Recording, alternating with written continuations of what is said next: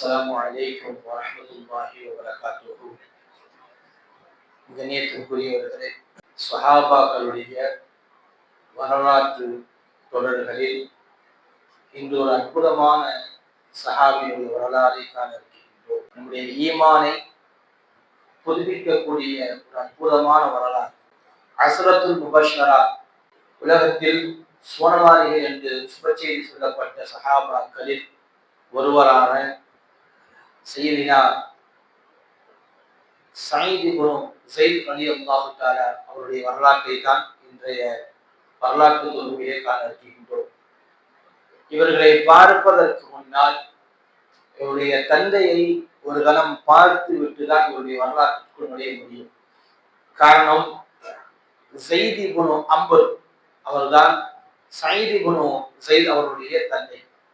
அந்த ஸைத் இப்னு அம்ர் அவர் என்பவர் ரசூலுல்லாஹி ஸல்லல்லாஹு அலைஹி வஸல்லம் அவர்களுக்கு நபித்துவம் கிடைப்பதற்கு முன்னாலேயே ஓரிரை கொள்கையில் இருந்த ஒரு மனிதன், அற்புதமான மனிதன்.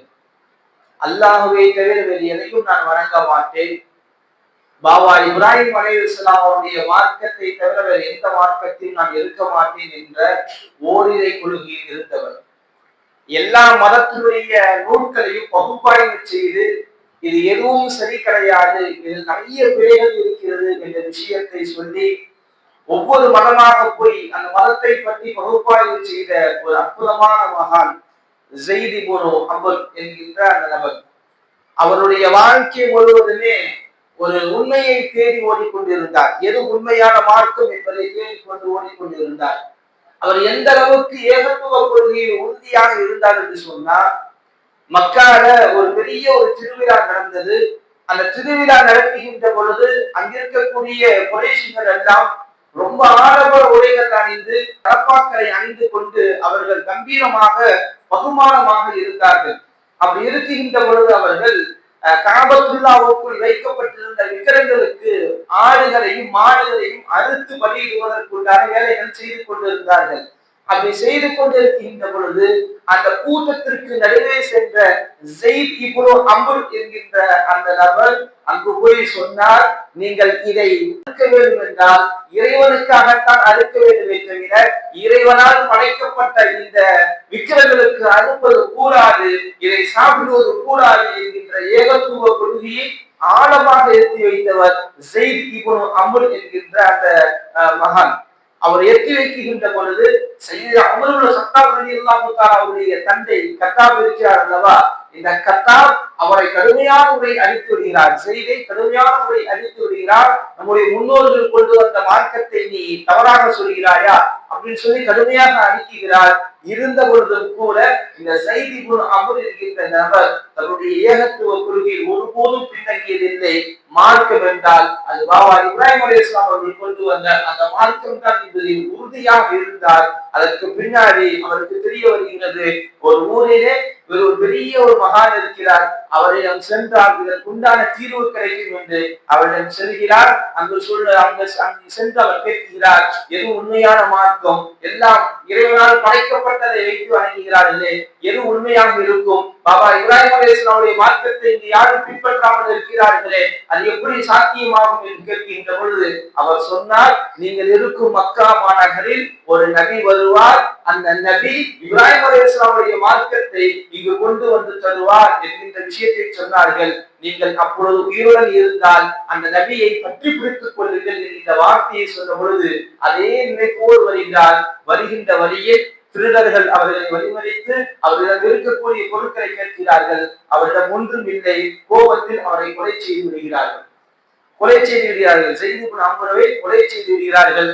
கொலை செய்கின்ற பொழுது அந்த நேரத்தில் அவர் சொல்கிறார், யா அல்லாஹ், எனக்கு அந்த நபியை கண்டு அவர் அந்த மார்க்கத்தில் இணையக்கூடிய நசீபு எனக்கு கிடைக்கவில்லை, அது என்னுடைய மகனுக்கு குரு என்று துவா செய்துவிட்டு அவர் வஃபாத்தானார். அல்லாஹு அக்பர். அவருடைய துவா ஒரு தந்தையின் துவா எவ்வளவு தூரத்திற்கும் பலமானது, உறுதியானது, ரப்பிடம் அங்கீகரிக்கப்படுகிறது என்பதற்கு பெரிய சான்று.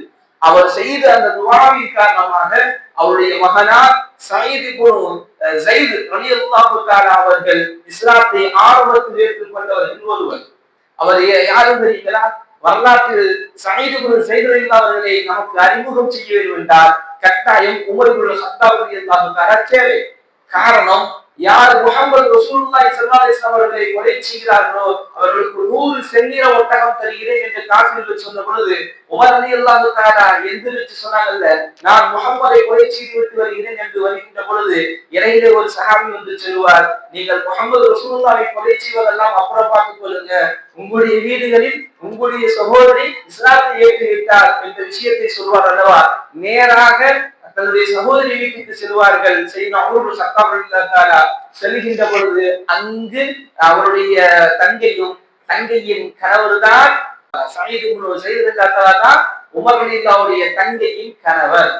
அப்ப உமர் ரலியல்லாஹு அவங்களுக்கு சயீத் ரலியல்லாஹு யாருங்க? மச்சனே, தங்கையின் கணவர் தான் சயீத் இப்னு ஸைத் ரலியல்லாஹு தஆலா. அப்போ கதவை தட்டிவிட்டு உள்ளே சென்று நீங்கள் முஹம்மதுடைய மார்க்கத்தை ஏற்றி விட்டீரா என்று ஃபாத்திமா, உமர் ரலியல்லாஹுடைய தங்கையின் பெயர் ஃபாத்திமா ரலியல்லாஹு தஆலா, அந்த ஃபாத்திமா ரலியல்லாஹு தஆலா அவர்களையும் சயீத் இப்னு ஸைத் ரலியல்லாஹு தஆலா அவர்களையும் கடுமையான முறையில் உமர் ரலியல்லாஹு அவர்கள் அடிக்கிறார்கள். அடிக்கின்ற பொழுது ஃபாத்திமா ரலியல்லாஹு தஆலா சொல்கிறார்கள், நீங்கள் என்ன வேணாலும் அடித்துக் கொள்ளுங்கள், ஆனால் ஒருபோதும் நாங்கள் எங்கள் ஈமானை விட்டு நாங்கள் வெளியே வர மாட்டோம் என்பதாக உறுதியாக இருந்தார்கள். சயீத் இப்னு ஸைத் ரலியல்லாஹு தஆலா அவர்கள் சொன்னார்கள், ஒருபோதும் நாங்கள் எங்கள் ஈமானை விட்டுக் கொடுக்க மாட்டோம், நீங்கள் எங்களை கொலை செய்தாலும் பரவாயில்லை என்ற விஷயத்தை சொல்ல பொழுதுதான் உமர் ரலியல்லாஹு தஆலா சமாதான நிலைக்கு வந்தார்கள். அதற்கு பின்னாடி தான் நீங்கள் ஓதிக்கொண்டிருந்தது என்ன என்று கேட்டார்கள். துஹா சூராவில் அல்லாஹ் தஆலா சொல்லக்கூடிய அந்த 8 வசனங்களை எடுத்து காண்பித்த பொழுது அதை பார்த்து முஹம்மது ரசூலுல்லாஹி ஸல்லல்லாஹு அலைஹி வஸல்லம் அவருடைய கரங்களால் இஸ்லாத்தை ஏற்றார்கள். சையதுனா உமர் இப்னு கத்தாப் ரலியல்லாஹு தஆலா. இங்கே இன்னொரு வரலாற்றையும் தெரிந்து கொள்ள வேண்டும். சையதுனா சயீத் இப்னு ஸைத் ரலியல்லாஹு தஆலா அவர்கள் உமர் ரலியல்லாஹுடைய தங்கையை திருமணம் செய்திருக்கிறார்கள். அதே போல சையதுனா சயீத் இப்னு ஸைத் ரலியல்லாஹு தஆலா அவருடைய தங்கையான ஆத்திகா ரலியல்லாஹு தஆலா அவர்களை தான் சையதுனா உமர் இப்னு கத்தாப் ரலியல்லாஹு தஆலா திருமணம் செய்திருக்கிறார்கள். அற்புதமான சஹாபி பெண்மணி ஆத்திகா ரலியல்லாஹு தஆலா. வரலாறுகள் பெண்கள் படிக்க வேண்டிய அற்புதமான வரலாற்றுக்கு சொந்தக்காரர்கள் ஆத்திகா ரலியல்லாஹு தஆலா. உமர் ரலியல்லாஹுடைய தங்கையை சயீத் இப்னு ஸைத் ரலியல்லாஹு திருமணம் முடித்திருக்கிறார்கள். சயீத் இப்னு ஸைத் ரலியல்லாஹுடைய தங்கை ஆத்திகா ரலியல்லாஹுவை சையதுனா உமர் இப்னு கத்தாப் ரலியல்லாஹு தஆலா திருமணம் முடித்திருக்கிறார்கள். இவருடைய வரலாறு மிக அற்புதமானது. இன்ஷா அல்லாஹ் இருக்கிறைத்தால் இன்ஷா அல்லாஹ் அவருடைய வரலாறுகளை கொண்டு வந்து சேர்க்கிறேன். இப்போ இவருடைய வரலாறு சயீத் இப்னு ஸைத் ரலியல்லாஹு தஆலா அவர்கள் இஸ்லாத்தை முழுமையாக ஏற்றுக்கொண்டார்கள். எல்லா விதமான அதாபுகளுக்கும் உள்ளாக்கப்பட்டார்கள். பத்ருடைய களத்திலே நேரடியாக சயீத் இப்னு ஸைத் ரலியல்லாஹு தஆலா அவர்கள் போரியவில்லை என்றாலும் அதற்குண்டான பணிகளில் அவர்கள் இருந்தார்கள்.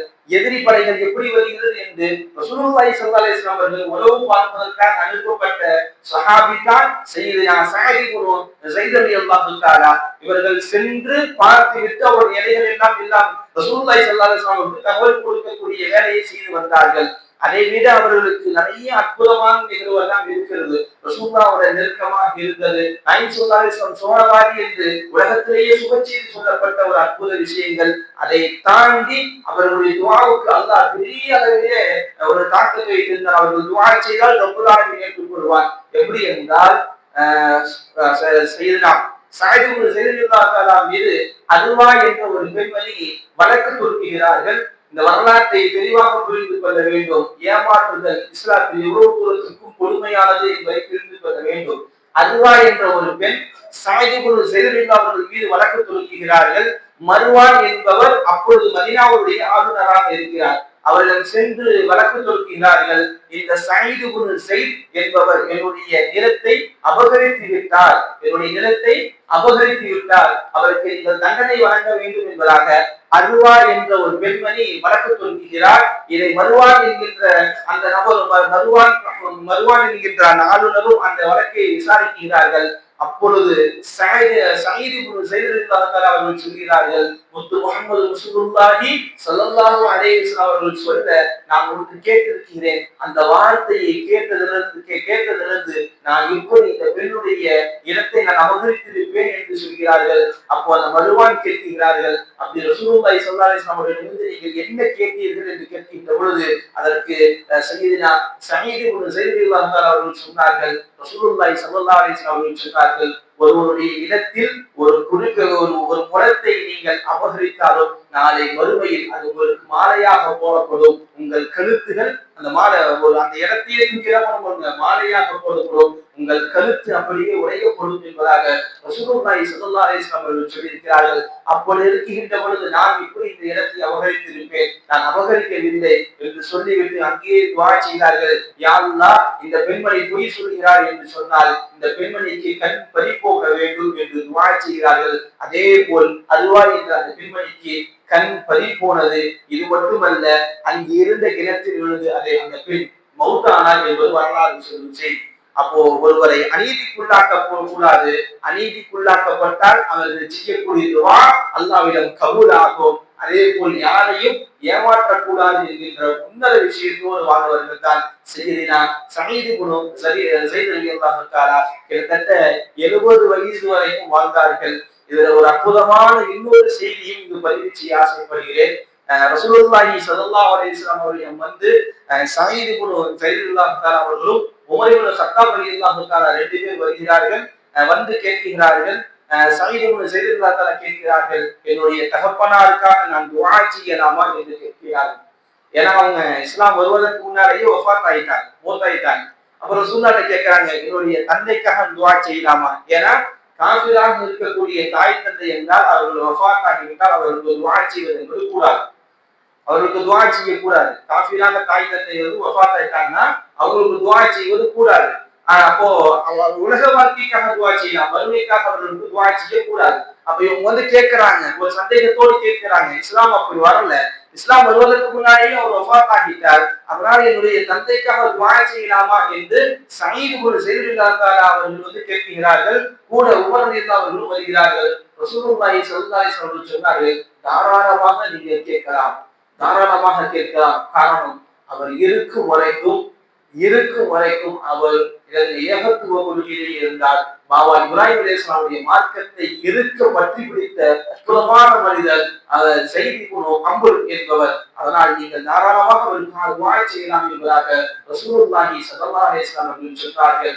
வாழும் காலத்திலேயே ஒரு தந்தையின் துஆவை பெற்ற அற்புத மகான், தந்தையின் துஆவோடு இஸ்லாத்திற்குள் நுழைந்த மிகப்பெரிய ஒரு மகான். அது மட்டுமல்ல, அவர்கள் உமர் அவர்களுக்கு நெருக்கமான உறவு முறை, தந்தை வழியிலும் ஒரு முறை, பொன் கொடுத்த வகையிலும் ஒரு முறை, பெண் எடுத்த வகையிலும் ஒரு முறை.